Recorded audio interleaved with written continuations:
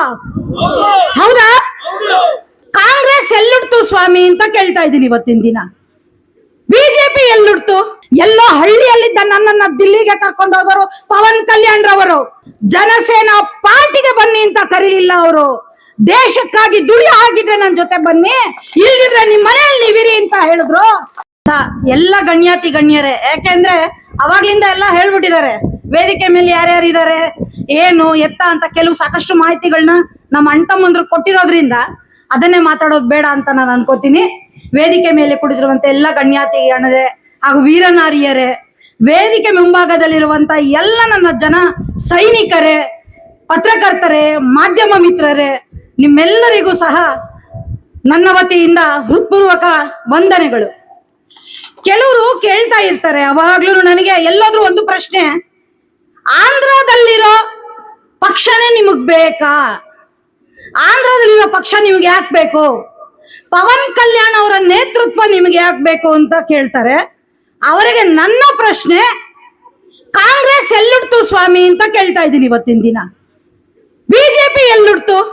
ಎಲ್ಲೋ ಹುಟ್ಟಿರೋ ಪಕ್ಷಗಳನ್ನ ನಮಗೆ ಸಂಬಂಧ ಇಲ್ದವ್ರನ್ನ ಕರ್ಕೊಂಡು ಬಂದು ಇಲ್ಲಿ ನೀವು ಆಡಳಿತ ಮಾಡೋವಾಗ ನಾವ್ ಯಾಕೆ ಜನಸೇನಾ ತಂದು ಪವನ್ ಕಲ್ಯಾಣ್ ಅವರ ಅಧ್ಯಕ್ಷತೆಯಲ್ಲಿ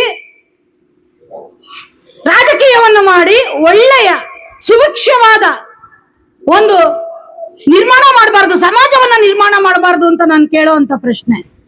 ಯಾಕೆ ಈ ಮಾತನ್ನ ಹೇಳ್ತಾ ಇದ್ದೀನಿ ಇಲ್ಲೇ ಅಂತಂದ್ರೆ, ಯಾವಾಗ್ಲೂ ಇದೇ ಪ್ರಶ್ನೆ, ಯಾಕೆ ಯಾಕೆ ಯಾಕೆ ಸ್ವಾಮಿ ನಿಮಗೆ ಕುಡಿಯೋ ನೀರನ್ನ ಕೊಡ್ಲಿಕ್ಕೆ ಯೋಗ್ಯತೆ ಇಲ್ಲ.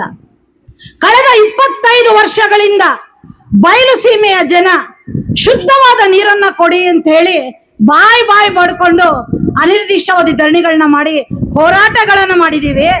ಆದ್ರೆ ನೀವು ಇವತ್ತು ನೀವೆಲ್ಲ ತೊಳ್ಕೊಂಡ್ ಬಿಟ್ಟಿರೋ ಅಂತ HN ವ್ಯಾಲಿ KSN ವ್ಯಾಲಿ ನೀರುಗಳನ್ನ ನಮ್ಮ ಕೆರೆಗಳಿಗೆ ತುಂಬಿಸಿದೀರಾ. ಹೌದಾ ಅಲ್ವಾ? ಹೌದಾ? ಕುಡಿಯಕ್ಕೆ ನೀರ್ ಕೊಡಕ್ ಯೋಗ್ಯತೆ ಇಲ್ಲ ನಿಮಗೆ. ನಮ್ಮನ್ನ ಪ್ರಶ್ನೆ ಮಾಡ್ತೀರಾ ಇವತ್ತು ನೀವು? ನಾವು ಕೇಳಿದ್ದೇನು ನಿಮ್ಮನ್ನ? 3 ಹಂತದ ಶುದ್ಧೀಕರಣ ನೀರು ಕೊಡಿ ಅಂತ ಕೇಳಿದ್ರೆ ಅರೆಬರೆ ನೀರನ್ನ ಸಂಸ್ಕೃತಿ ಮಾಡ್ಕೊಂಡು ನೀವು ಕಳಿಸಿ ಸಂಸ್ಕರಿಸಿ ನಮಗೆ ಇಲ್ಲದ ಕಾಯಿಲೆಗಳನ್ನ ತಂದಿಡ್ತಾ ಇದ್ದೀರಾ. ಇವತ್ತು ಎಲ್ಲಿ ನೋಡಿದ್ರು ಕ್ಯಾನ್ಸರ್ ಪೀಡಿತವಾಗಿದೆ, ಡಯಾಲಿಸಿಸ್ ನಡೀತಾ ಇದೆ. ಮದುವೆ ಆದ್ರೆ ಹೆಣ್ಮಕ್ಳಿಗೆ ಅಂದ್ರೆ ಹೆಣ್ಣು ಮಕ್ಕಳಿಗೆ ಮಕ್ಕಳಾಗ್ತಿಲ್ಲ, ಗಂಡಸರಲ್ಲಿ ಪುರುಷತ್ವ ಕಡಿಮೆ ಆಗ್ತಾ ಇದೆ, ಹೆಣ್ಣು ಮಕ್ಕಳಲ್ಲಿ ಮಕ್ಕಳನ್ನ ಹೆರುವಂತದ್ದು ಕಡಿಮೆ ಆಗ್ತಾ ಇದೆ. ಕಾರಣ ನೀರು. ನಮ್ಮಲ್ಲಿ ನೀವು ಕೊಡ್ತಿರೋ ನೀರಿಂದ ಆಗಿರುವಂತಹ ಲೋಪದೋಷಗಳಿಂದ ಇವತ್ತಿನ ದಿನ ನಾವು ಜನಸಾಮಾನ್ಯರು ಇವತ್ತು ಸಫರ್ ಆಗ್ತಾ ಇದ್ದೀವಿ. 3 ಹಂತದ ಶುದ್ಧೀಕರಣ ನೀರು ಎಲ್ಲಿ ಕೊಡ್ತಾರೆ ಅಂತ ಬಹಳ ಜನಕ್ಕೆ ಗೊತ್ತಿಲ್ಲ. ಚೆನ್ನಾಗಿ ಕೇಳಿಸ್ಕೊಳ್ಳಿ.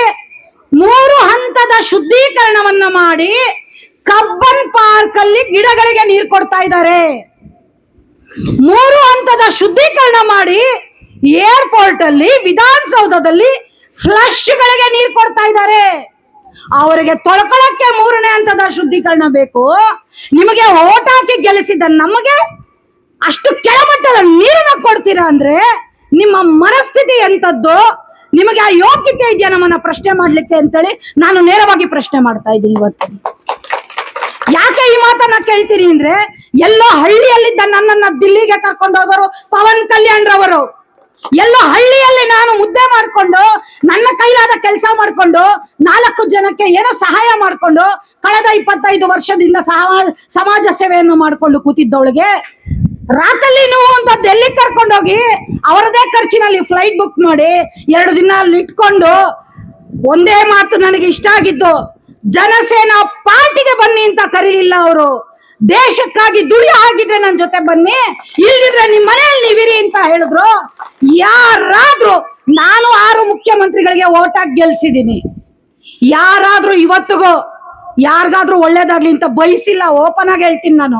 ಯಾರಾದ್ರೂ ಪ್ರಶ್ನೆ ಮಾಡೋದಿದ್ರೆ ನೇರವಾಗಿ ನನ್ನೇ ಮಾಡ್ಲಿ. ಯಾರು ಬಯಸಲ್ಲ. ನಾನ್ ಚೆನ್ನಾಗಿರ್ಬೇಕು ಅಷ್ಟೇ, ನನ್ನ ಮಕ್ಕಳು ಚೆನ್ನಾಗಿರ್ಬೇಕು, ನನ್ನ ತಲಾಂತರ ಚೆನ್ನಾಗಿರ್ಬೇಕು. ಓಟ್ ಹಾಕ್ದವ್ನ್ ಎಲ್ಲಾದ್ರೂ ಹಾಳಾಗೋಗ್ಲಿ. ಇವತ್ತಿನ ದಿನ ರೈತರು ಯಾರಾದ್ರೂ ಸತ್ರೆ ನಾವು ಎಷ್ಟೋ ಕಷ್ಟಗಳನ್ನ ಹೋಗಿ ಹೇಳ್ಕೊಂಡ್ರು ಸಹಿತ ಒಬ್ಬ MLA ಮೀಟ್ ಆಗ್ಬೇಕಂದ್ರೆ ಅವ್ನ ಹಿಂದೆ ಇರೋ ಅಂತ 100 ಜನನ ದಾಟಿ ನಾವು MLA ಹತ್ರ ಹೋಗ್ಬೇಕು. ಅವ್ರ ಹತ್ರ ಹೋಗಿ ನಮ್ಮ ಕಷ್ಟ ಸುಖಗಳನ್ನ ಹೇಳ್ಕೊಂಡಾಗು ಸಹಿತ ಅವ್ರು ಸ್ಪಂದಿಸಲ್ಲ. ಅದೇ ಒಬ್ಬ ರೈತ ಸತ್ರೆ 50,000 ರೂಪಾಯಿ ಚೆಕ್ ತಗೊಂಡು ಇಡೀ ಮೀಡಿಯಾನ ಹಿಂದೆ ಇಟ್ಕೊಂಡು ಬಂದು ಫೋಟೋ ತಗೊಂಡು ಪೇಪರ್ಗಳಲ್ಲಿ ಹಾಕಿಸ್ಕೊತಾರೆ. ಅದೇ ಪವನ್ ಕಲ್ಯಾಣ್ ಅವರು ಗೆಲ್ಲಕ್ಕೆ ಮೊದಲೇ 1000 ಜನ ಕೌಲು ರೈತರಿಗೆ ಒಂದು ಮನೆಗೆ 1,00,000 ರೂಪಾಯಿ ಅಂತೆ ಕೊಟ್ಟಿರುವಂತ ಪುಣ್ಯಾತ್ಮರಿ ಅವರು. ಖಬರ್ದಾರ್ ಪವನ್ ಕಲ್ಯಾಣ್ ಅವ್ರ ಬಗ್ಗೆ ಮಾತಾಡಿದ್ರೆ, ಜನಸೇನಾ ಪಾರ್ಟಿ ಬಗ್ಗೆ ಮಾತಾಡಿದ್ರೆ ಅರ್ಧರಾತ್ರಿ ನಿದ್ದೆಲ್ಲ ಎದ್ದು ಕುತ್ಕೊಬೇಕು. ಅಂತ ಸ್ಥಿತಿಗೆ ನಿಮ್ಮನ್ನೆಲ್ಲ ನಾವು ತರದಿದ್ರೆ ನಾವು ಜನಸೇನಾನಿಗಳೇ ಅಲ್ಲ. ಎಲ್ಲೇ ಹೋಗಿ ಯಾವುದೇ ಕಚೇರಿಗಳಿಗೆ ಹೋಗಿ ದಯವಿಟ್ಟು ನಿಂತ್ಕೊಂಡು ಯಾರು ಮಾತಾಡಬಾರ್ದು. ನಾವಿಟ್ಟ ಸೇವಕರವರು, ಅವರು ಚೇರ್ ಹಾಕಿದ್ರೆ ನಾವು ಕುತ್ಕೊಂಡು ಮಾತಾಡ್ಬೇಕು ಅವ್ರ ಹತ್ರ. ಚೇರ್ ಇಲ್ದಿದ್ರೆ ಅವರು ಬಂದು ಬೀದಿಯಲ್ಲಿ ನಮ್ ಜೊತೆ ನಿಂತ್ಕೊಂಡು ಮಾತಾಡ್ಲಿ ಅಷ್ಟೇ ವಿನಃ ಯಾವುದೇ ಅಧಿಕಾರಿಗಳ ಮುಂದೆ ಕೈ ಕಟ್ಕೊಂಡು ನಿಂತ್ಕೊಂಡು ಮಾತಾಡುವಂತ ಪರಿಸ್ಥಿತಿಯಲ್ಲಿ ನಾವಿರಬಾರ್ದು. ಕಾನೂನನ್ನ ವಿರೋಧಿಸಿ ನಾವು ಯಾವುದೇ ಕೆಲಸ ಮಾಡೋದಿಲ್ಲ. ಕಾನೂನು ಪರವಾದ ಕೆಲಸವನ್ನ ಮಾಡ್ತೀವಿ, ಬಡವರ ಪರವಾಗಿ ಕೆಲಸ ಮಾಡ್ತೀವಿ. ಹಾಗಾಗಿ ನಮ್ಮ ಧ್ವನಿ ಸಹಿತ ಜೋರಾಗೇ ಇರ್ಬೇಕು. ಎಲ್ಲಿ ಯಾರಿಗಾದ್ರೂ ಅನ್ಯಾಯ ಆಗ್ಲಿ ಜನಸೇನೆ ಇದೆ ಅನ್ನೋದು ಗೊತ್ತಾಗ್ಬೇಕು. ಎಲ್ಲಾದ್ರೂ ಅನ್ಯಾಯ ಆದ್ರೆ ಬರ್ತಾರಪ್ಪ ಜನಸೇನಾನಿಗಳು ಅಂದ್ರೆ ಅವರಿಗೆ ಬರ್ಬೇಕು. ಆ ರೀತಿ ಕೆಲಸ ಮಾಡ್ಬೇಕು. ಮಾಡಲ್ವಾ ಎಲ್ಲ ಕೆಲಸ? ನೋಡಿ, ಒಂದು ಹೇಳ್ತೀನಿ, MPS ಬಹಳ ನನ್ನ ಮಗ ಬಹಳ ಇಂಟ್ರೆಸ್ಟ್ ತಗೊಂಡು ಮಾಡ್ಬೇಕು ಅಂತ ಮಾಡಿದ್ದಾರೆ. ಇಲ್ಲಿ ಸಂಖ್ಯೆ ಮುಖ್ಯ ಅಲ್ಲ.